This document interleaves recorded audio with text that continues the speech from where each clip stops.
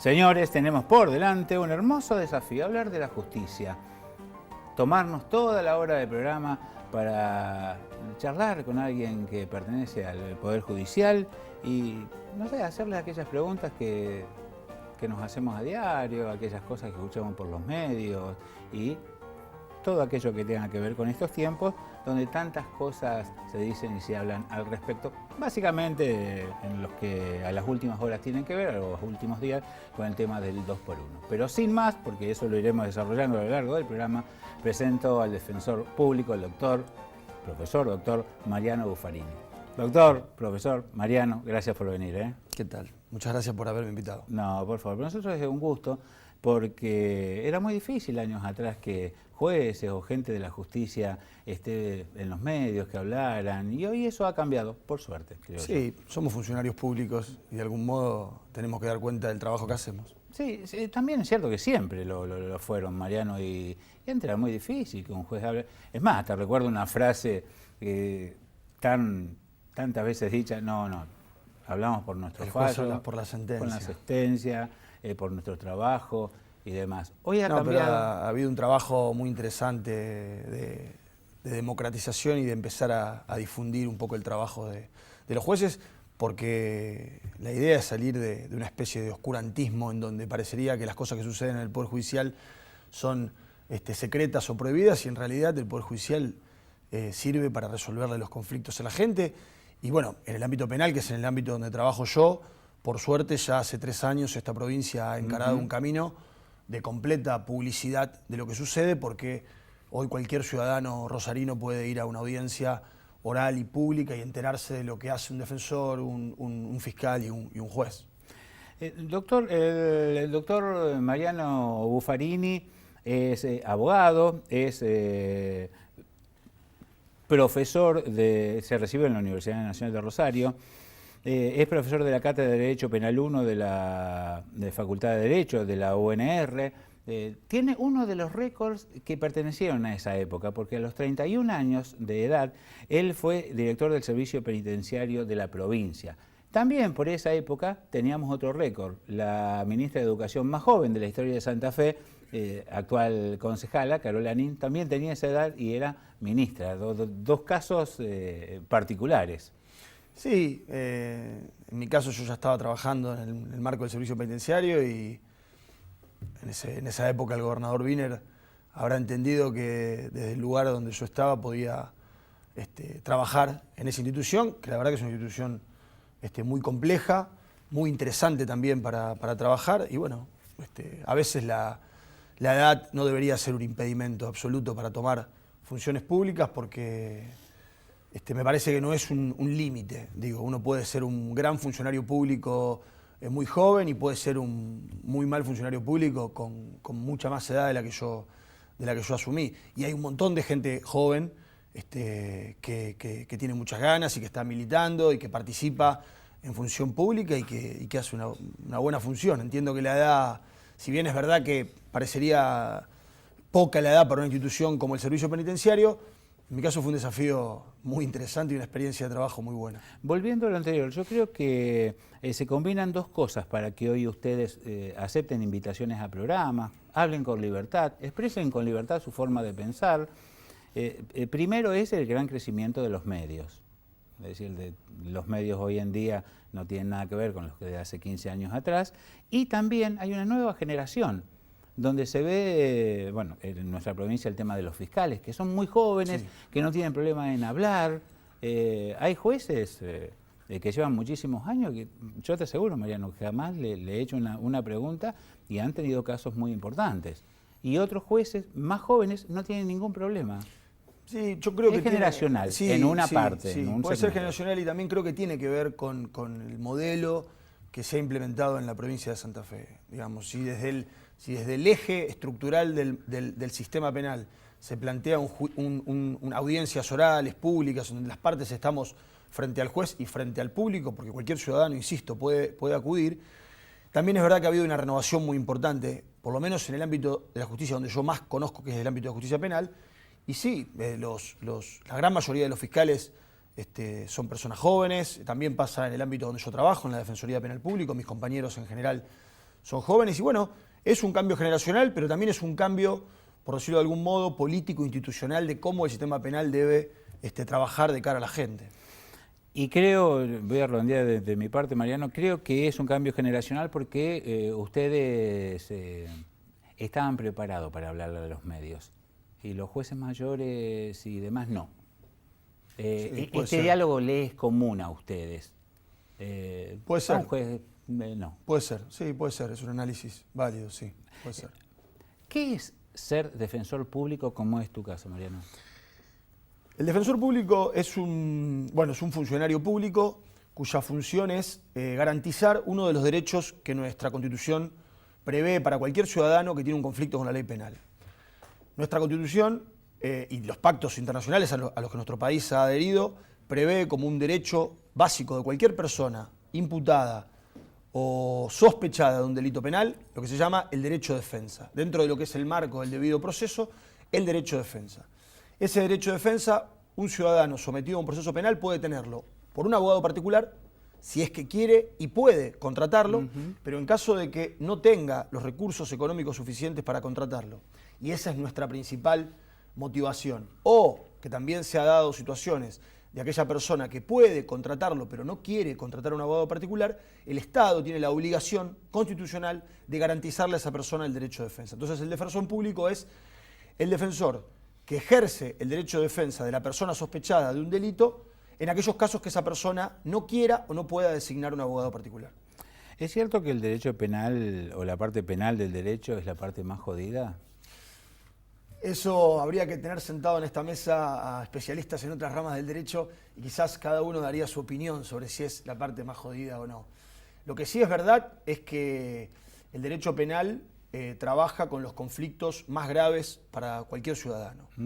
Porque una deuda puede ser un conflicto importante, que te echen del trabajo puede ser un conflicto importante, que te echen de un trabajo puede ser un conflicto importante, que te quieran desalojar puede ser un conflicto importante. Pero claramente cuando estamos hablando de que una persona puede perder la vida o ha sido robada o todo lo que tiene que ver con alguna especie de delito sexual, estamos hablando de los conflictos más graves de la sociedad y por eso, en general, todo lo que tiene que ver con el sistema penal, claramente, de algún modo, es la rama del derecho en donde están en juego los bienes jurídicos más importantes de las personas. Por eso podríamos decir que si es así, el derecho penal puede ser una de las ramas más jodidas, como usted lo acaba de decir. Lo que no hay ninguna duda es que los conflictos penales son los más jodidos para los ciudadanos que los sufren, sin ninguna duda. Claro. Digo, tanto para la víctima de un delito, obviamente, como para aquella persona que puede ser condenada por un delito, porque la respuesta del Estado para una persona que comete un delito es la respuesta más dura que el Estado da frente a un conflicto. O sea que sí, de algún modo el derecho penal tiene los conflictos más graves y por tanto es el más jodido. En esta parte voy a hablar con el profesor, con el Mariano Buffarini, profesor, que está frente a alumnos, que tiene contactos con otros colegas y demás. ¿Qué pensaste cuando te enteraste de la votación en la Corte Suprema de 3-2 por el 2-1? Yo pensé lo siguiente, te lo escribí para que lo sepas de antemano. ¿Cuál era la necesidad? Bueno, a partir de eso, si has escuchado, visto o leído los medios, bueno, especulaciones, qué es el gran triunfo del presidente de la Corte, qué es un globo de ensayo, qué esto, qué lo otro. Sí, obviamente que fue un tema que a mí me generó mucha sorpresa. Vos arrancaste la pregunta planteándomelo como docente y yo este martes di clase en la facultad, que es mi clase regular de todos los martes, y no era el tema de clase y sin embargo todos mis alumnos querían que hablemos de ese tema. A mí personalmente, verdaderamente eso me sorprendió, me pareció un fallo que no le encuentro ninguna necesidad, ni tampoco entiendo que hay una demanda social de resolver lo que la Corte resolvió. Me da la sensación de que es un fallo a medida, porque claramente es un fallo que no resuelve el problema no resuelve el problema por el cual la ley 2x1 se creó en algún momento. La ley, solo para explicarlo, la ley del 2x1 es una ley que estuvo vigente desde el año 94 hasta el año 2001 y es una ley que el Poder Legislativo creó frente a una emergencia, que era la emergencia del hacinamiento carcelario. Este país tiene un problema respecto a esto, que es un problema que tiene que ver con una violación de derechos de aquellas personas que están detenidos sin condena. Si este país tendría las personas presas cumpliendo condena, no habría ningún inconveniente. El problema de este país es que históricamente las estadísticas marcan que el 50% de las personas que están detenidas no saben todavía si son culpables o no, porque están en calidad de acusadas, sospechadas, imputadas, pero todavía no tienen una condena firme que diga que son culpables.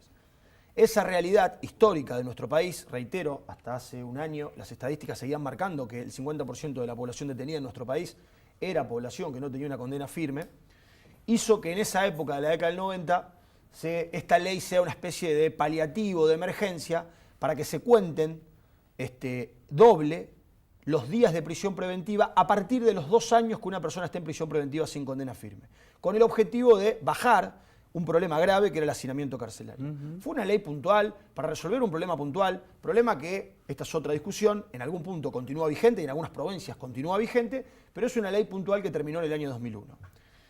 No fue una ley que haya tenido la voluntad legislativa de resolver el problema de este tipo de causas, que son los delitos de lesa humanidad, por la cual la Corte lo ha resuelto ahora.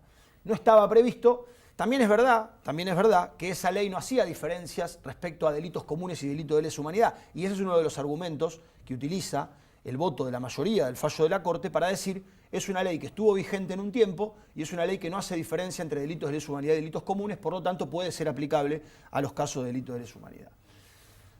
Todo fallo de la Corte Suprema de Justicia de la Nación puede ser evaluado desde el punto de vista político. Y digo político porque las resoluciones del Poder Judicial son resoluciones políticas. Y cuando me refiero a resoluciones políticas no me refiero a políticas partidarias. El Poder Judicial no tiene que trabajar como un partido político. Pero digo políticas porque el Poder Judicial es uno de los 3 poderes del Estado. Y digo políticas porque la política tiene que ver con gestionar los conflictos de la sociedad. Y los conflictos de la sociedad los gestiona tanto el Poder Legislativo como el Poder Ejecutivo y con mucha mayor razón, el Poder Judicial. Y si la cabeza del Poder Judicial toma una decisión respecto a este tema, sin duda que su decisión es una decisión política. Por eso hago la aclaración de que no es un concepto peyorativo decir que el fallo de la Corte es un fallo político.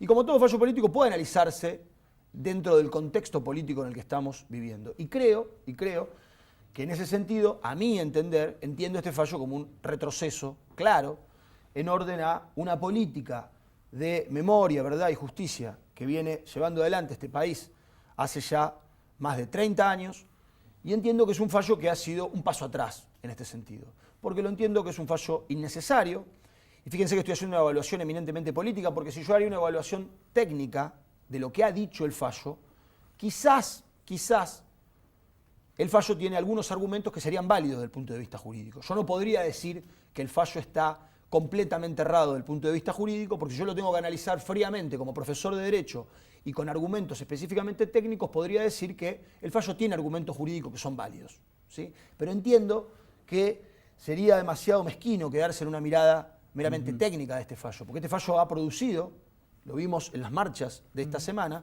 una movilización social importantísima que demuestra que no hay una respuesta a una demanda social. Esto ha sido una respuesta casi a medida de un sector que va a ser el único sector que lo va a usufructuar, porque no va a haber ningún otro preso en la Argentina que pueda tener en cuenta o usufructuar lo que dijo ese fallo. Y yo le cuento algo que me pasó hoy, trabajando, hablando con un defendido mío, y lo primero que me preguntó es, esto que salió ahora del 2x1, ¿me alcanza a mí? Porque yo estoy detenido en un lugar y está todo el mundo hablando de esto, claro. Me decía mi defendido. Estoy detenido en un lugar y todo el mundo está pensando ahora que va a pedir el 2x1. Y la realidad es que esto del 2x1 es algo que existió hace casi 12 años atrás, no tiene ninguna aplicación para ningún preso común de la Argentina y solo fue resolver un problema puntual de este tipo de delitos, con la gravedad que tienen este tipo de delitos y reitero, sin por lo menos aparentemente ninguna demanda de la sociedad en resolver este conflicto. Doctor Mariano, hacemos una pausa y seguimos un par de preguntas de mis amigos tengo respecto de esto. Bueno, y si la podés compartir con la de tus alumnos, mientras que no elevemos mucho el nivel y todo sea entendible, bienvenido sea. Gracias por venir, es un gusto tenerte. Señores, a lo largo de todo el programa nos acompaña hoy el defensor público, el profesor doctor Mariano Buffarini. Ya volvemos.